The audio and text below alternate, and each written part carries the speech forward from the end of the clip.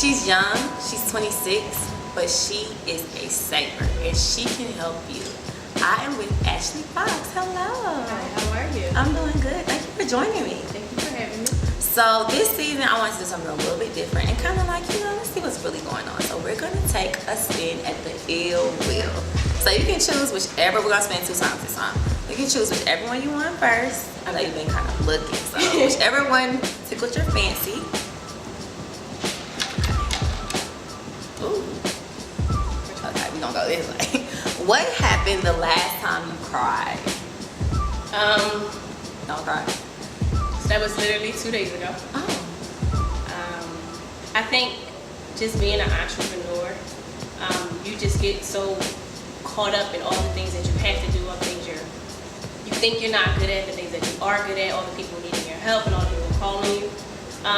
And I just get overwhelmed, but it always happens at night. So like I'll be in my office till like midnight and I'll just think of all the things I didn't get done that day. And I just get overwhelmed and I'll start crying. I'm really big on writing.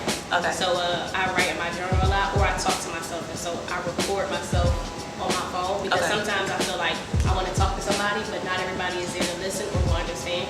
And so I just talk to myself to kind of vent. And usually when I do that, tears come out my eyes. Okay. But I think it's therapy for me, and I need it. But yeah, literally 2 days ago. I was just overwhelmed.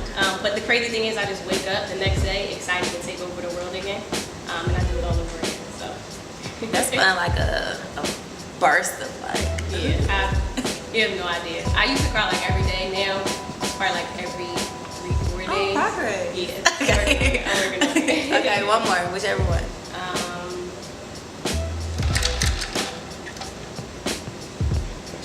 What's been your favorite age so far? To be honest, I quit my job when I was 24. Okay. And I felt like everything that I did that year was amazing. But then 25 came. And I think 25 is the first point in your life where you have sole control over the next quarter century. And so 25, I opened my office and I don't know. So then I turned 26, right, which is recently. So I just feel like every year I'm just excited for what's to come. I know a lot of people sometimes get sad when they find out they're getting older, but like I'm so excited to turn 30.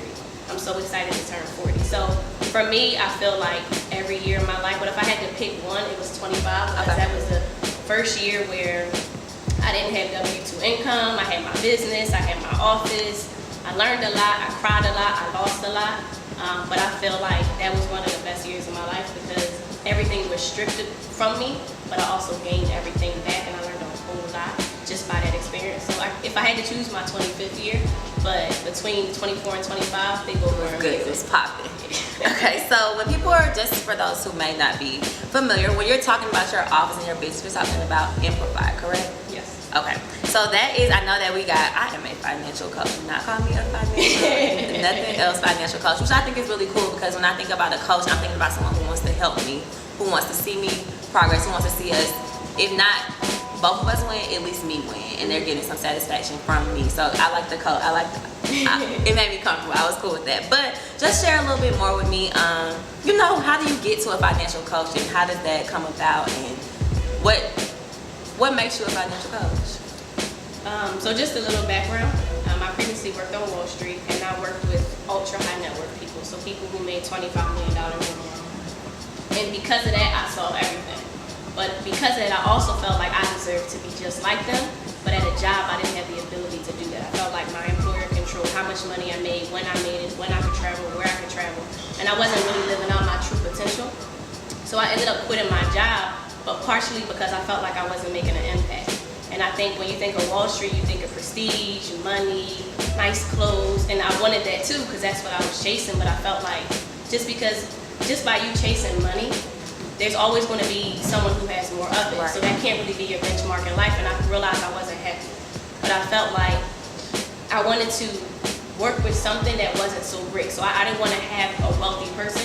I wanted to build somebody who didn't even believe that they could be wealthy and teach them how they can. And so I focus on the lower to middle income people. And I usually say that I target the forgotten because nobody really looks to help those people. One, because it's challenging. And two, you probably won't make a lot of money like Wall Street would say, but I feel like that's where my passion was, because I sometimes I felt like if I wasn't going to do it, who was going to do it? And what good was I if I was the person who solved the problem but didn't provide the solution? But the difference between an advisor and a coach is that an advisor tells you what to do, a coach helps you do it. A coach puts fire in your heart, a boss puts fire in your butt. Yep. And for me, I wanted to coach people and build people and pull the greatness out of people so that they believe that they can live out their full potential. But when you think about your full potential, you think about money.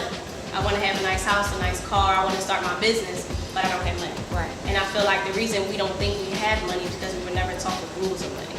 And by me being able to take it to the basics, teaching, my oldest client is 84 years old. My youngest client, I have a 3-year-old client because their parent is my client. But I feel like no matter what age you are, education, you can never get too much of it. And so for me, I want to provide that education so people begin to make educated decisions about wherever it is they want to go in life. And so for me, it's just providing that resource. So sometimes I like to say I'm a life coach, I'm a therapist, I'm a psychologist, I'm a shoulder to cry on. But I feel like if I'm not going to help the people who need us the most, who is going to help us? Because sometimes you're intimidated by going to a bank, or they're going to charge you lots of money. It's kind of hard to charge somebody for something they don't even have, but also something they were never taught in school. And if you think about it, if your parents aren't wealthy, you didn't grow up in a wealthy home, they can only teach you so much. But it doesn't mean we don't deserve to be like those clients that work with Wall Street analysts or Wall Street professionals. We just don't know how to do it. And so being that coach is giving me the ability to help them get there. So you mentioned that it would take that you knew a year that you were gonna quit your job, right? But before this, you did the financial coaching, or is this something that came after that or before? Or so me, I was always the finance girl, so I always was the one helping my friends how to save, teaching people how to invest, tweeting about stocks. So I always did it unconsciously because that's always what I love to do. I just didn't realize that I could turn it into a business until somebody on Twitter actually asked me how much I charge for what I did. And then that's when I realized, hey, you can turn what you love to do, what you do every day, into a business. How did that start off? Did you start off with one client, two? Was it your friends? Tell me about that setup. So I actually started, I tweeted, does anybody need any help with budgeting, saving, learning how to invest? And like 7 people sent me an email. And that's when I realized, hey, maybe people actually listen to what I say. And so it kind of just started with one person who made me realize that, you know, you bring some sort of value to people. But what really, really, really hit me was when I did a workshop in Philadelphia. I hadn't lived in Philly in 8 years, but I started out doing events in DC. Okay. And then I had one in New York. And then everyone in Philly asked me when I was coming to Philly. And so October of 2013, I had an event at University of Pennsylvania. Is this the financial edition? Yes. Is this the one? So it was actually my biggest event, but over 100 people came. Very nice. And then that's when I realized that there was a need for what I provided. And that's kind of when everything came into fruition, because initially, I just wanted to help people. Like, I'm like Mother Teresa. She's a Virgo, like me, by the way. But go ahead, I'm sorry. I just wanted to help people. Okay. And just teaching them the basics to save and learning how to budget, just so they can go do the things that they want to do. Because I felt like the places I've traveled, the things I invested in, is because of what I was taught and what I was around all the time. But it doesn't mean that my clients can't travel the world, or my friends, my family, my community can't do the things that they love because they don't have the money. Right. They just were never taught the things that they needed to be taught. And so for me, after my event, I realized that there are a lot of people who need just basic help from learning. I have clients who don't even know how to open a bank account. And so it's just taking it back to the basics and teaching them the things that they were not taught in school. So with that being said, and I hear you talking, and honestly, every time that I hear you say something profound or you get done, I'm like, she's only 22. So, and this happened in 2012, so you were how old when the largest? 2013. 2013, and so you were 24. Yes. 24, okay, look, know my math. So you're 24. Does your age intimidate you? Because sometimes, because sometimes, even where I'm at in my age, sometimes like, am I doing too much? Like, what am I gonna do when I get older? Or is this real? Can I handle this? Because I sometimes feel like I'm still not a child. You know, like not a child, but not an adult, but kind of somewhere in between. But you are like full blown, like, let me get your dollar straight. Does your age intimidate you sometimes? No, I mean, I've been told that I have the mind of a 40-year-old woman. But I think I mean, it intimidates me sometimes when I'm working with an older client, but when I find that void that I could fill, my confidence is built back up again. But I think for me, it's just continuing to grow and realizing that you don't know everything, and you never will, but you can perfect the small things. And so every day I always ask myself, how can I be better? Awesome. So I don't want to be the negative Nancy, but it's just sounding too good to be true. So I want to know, what does a non-trainable, or when you're coaching a non-coachable client look like? And when you see that, are you turned off? Do you leave them alone and wait for them to approach you? Or is it something that you're coaching? You know, like, what's your breaking point? What's your bottom line? Like, you know what, this is not gonna work for us. When you talk more than you listen. And I just think in life, period, when it comes to building relationships, running a business, you have to be willing to listen and humble yourself. Because I feel like when you're young, if you ask a 5-year-old what you want to be when you grow up, I want to be a doctor, a lawyer, a scientist. But as you get older, your dreams die down because so many people told you no. And I feel like our mind is based off of our surroundings, our reality, where we don't believe and have that open mind anymore. And I feel like by you talking, you don't really want to learn. And I feel like you can learn from a 50-year-old woman, a 3-year-old boy. Anybody can add value to your life. You just have to look for the signs and be willing to learn. And so a lot of people, and there are people that I come across who don't want help. And I tell them, because I find that, you know, maybe you have all the answers. Maybe you're a licensed professional. Maybe you've been working in the financial industry for right. over 6 years, which is fine. Because it's not about a dollar sign, it's about their mindset. So if people aren't mentally ready to grow financially, that's perfectly fine. There are people who are 50, 60 years old who will spend their last check on buying clothes versus paying their rent. That's a mindset. It's not a dollar sign. So when you're mentally ready, you'll want to come and find help. It's just the problem is that we don't know where to get the help. And so there are people who want help who just don't know where to get it. But there are people who are unconscious of the bad habits that they have, which is fine, but just being patient. And for me, I feel like if I can't help you now, one day a lot of the things that I did teach you, you'll realize, hey, maybe she was right. And then I'll always be here for you to come back to get help.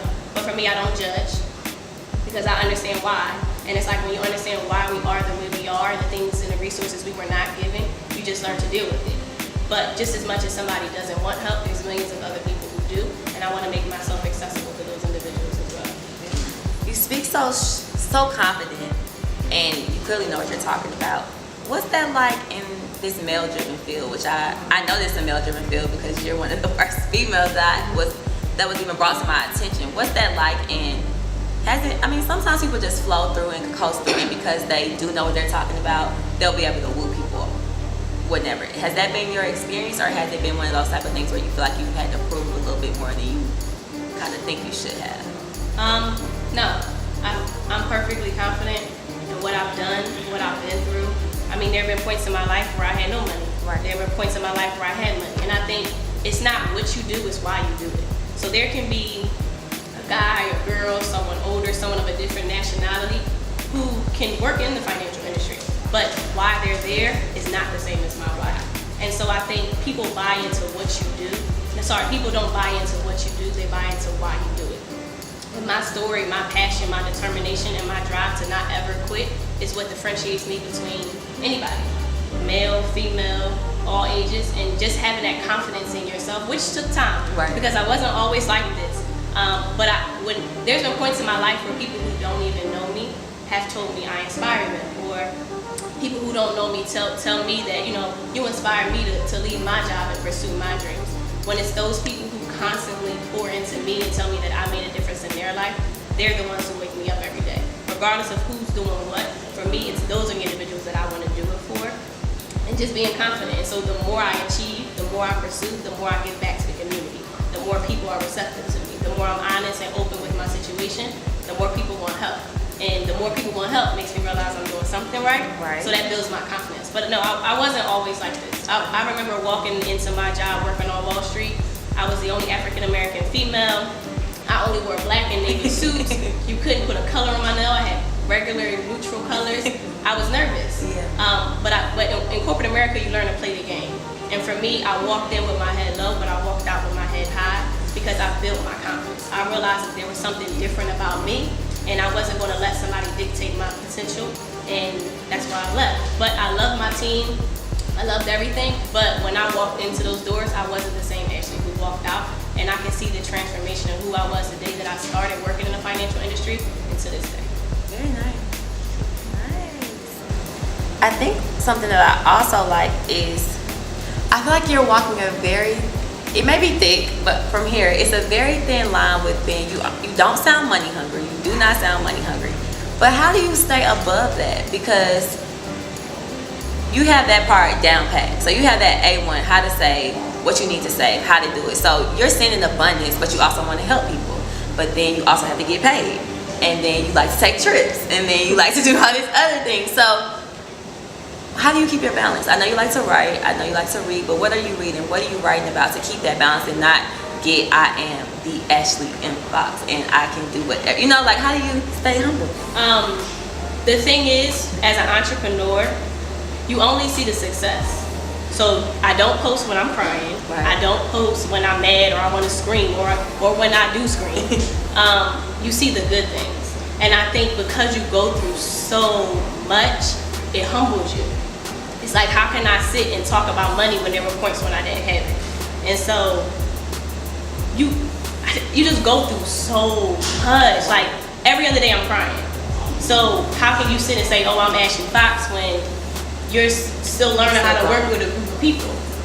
You're still learning how to educate your team or your community, or you're still learning how to create curriculums to teach people. And so for me, it's just perfecting my craft and realizing that you're never going to be perfect, but you don't have it. You are not even halfway there yet. So for me to act like I am will be fraudulent. And so it's just tackling each day one by one and knocking it out because I don't have it. I realize I've got something, right? But the world hasn't even seen half of what I'm willing to do and what I'm going to do and what I'm implementing now. That's exciting. But you go through so much that it's like you don't even have room to say I'm XYZ, because I'd be lying if I said everything was together. I'd be lying if I told you that I'm still paying back my credit card. I'd be lying if I told you that the trips that I take are the trips to keep me sane, not for me to just have fun. Because if you ask me, I would work 365 days a year in my office, but I know that you can't. And so for me, that's an expense for me to remain sane. That's it. You have to branch out and step outside of the office and do things to keep you balanced. But I also don't think you're balanced as an entrepreneur. You just become a master at spinning plates. Yeah. You become a master at dealing with your social life, dealing with your family, dealing with your spirituality, dealing with your business. It's not, oh, I'm all business and then I forget my family. It's not, I'm all family and then part is my business. I just become focused and a master at dealing with everything that comes my way and just dealing with the emotions that come with everything. That was the part I couldn't have said way more perfect. I think it's what also drew me to you is that we were talking about finances and we were talking about all these different things and how, you know, personally shared that I was ready to save. I'm ready to do a whole lot of things that you know about, and the discipline and how more mental it is than you think it is, and how it's not just about putting away that $50 every week. Because if you put that $50 away every week on week 50, if you want to spend it all, you're going to spend it all. So I always feel your emotions. I always feel you. Not only you make me think about why it is I feel the way I do feel about money.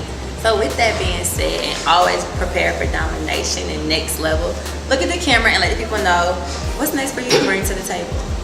Can't tell you everything. Okay. But tell me something. There are going to be a lot of workshops that I'm going to start teaching. So what I did was I asked a lot of people what they want to help with or what they wish they would have learned in school. And so I'm going to be teaching more financial literacy courses all over the country. But I'm going to start with Philadelphia and Atlanta. Hello. But I'm going to be teaching a lot more. I'm going to be working with the community a lot more. So I'm working with a lot of high schools in Philly. I'm also looking to create curriculums that can be put into different organizations, different schools, different programs.